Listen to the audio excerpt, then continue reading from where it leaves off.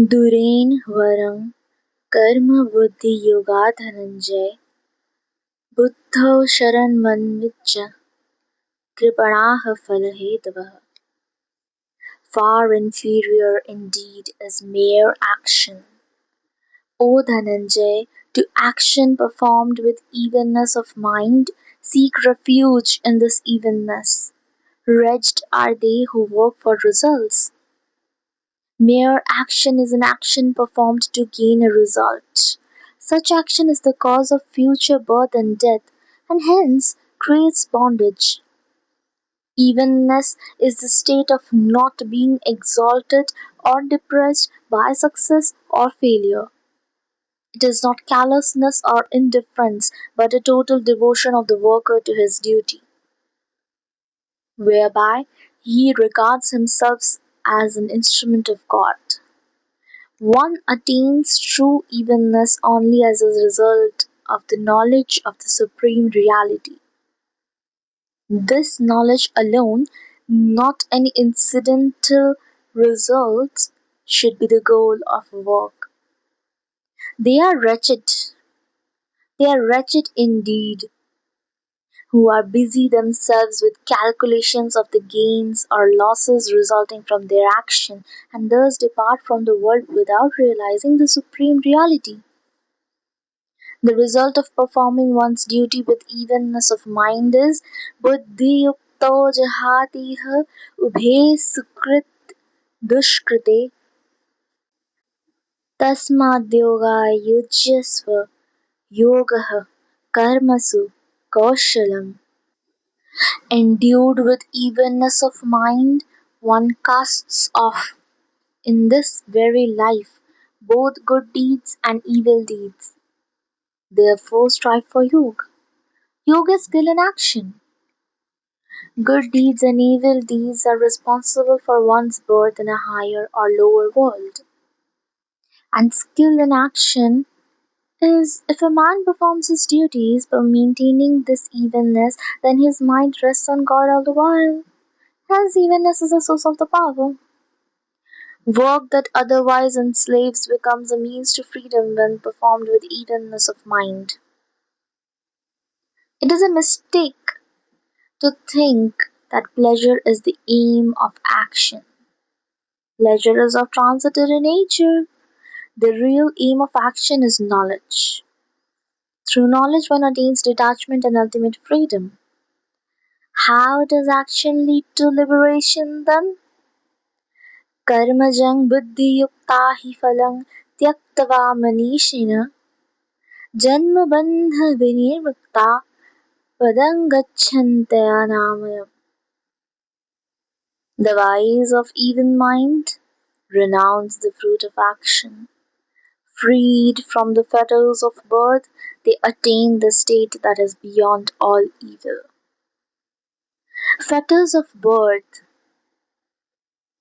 Birth in the relative world, associated with suffering and death, is a form of bondage. It is the result of action in a previous life. State is to say liberation. According to Hindu view, the life of the world with its many happy moments is a bondage and hence not desirable. According to the materialistic view, the life of the world, in spite of its many attendant evils, is very much worthwhile. The evenness or buddhi of verses 48 to 51 can also mean the Sankhya wisdom, the knowledge of the absolute reality, which is compared in verse 46 to a flood. This flood arises when the mind has been purified by Karma Yoga. And when does one attain the wisdom that is result of the purity of mind induced by Karma Yoga? Yada te moha kalilang buddhirvyatit rishyati tada gandasi nirvedang shrutavasya shrutasya cha. When your mind has crossed the slough or derision, you will achieve indifference regarding things already heard and things yet to be heard. Slough of delusion is which causes non-discrimination between the self and the non-self or ego and turns the mind towards the objects of the senses. Things already heard are being finite in nature. These things are considered futile. The text does not refer to the injunctions of the scriptures regarding the knowledge of Atma or the self. It may be asked, how long does one take to attain freedom? This is not a question of time.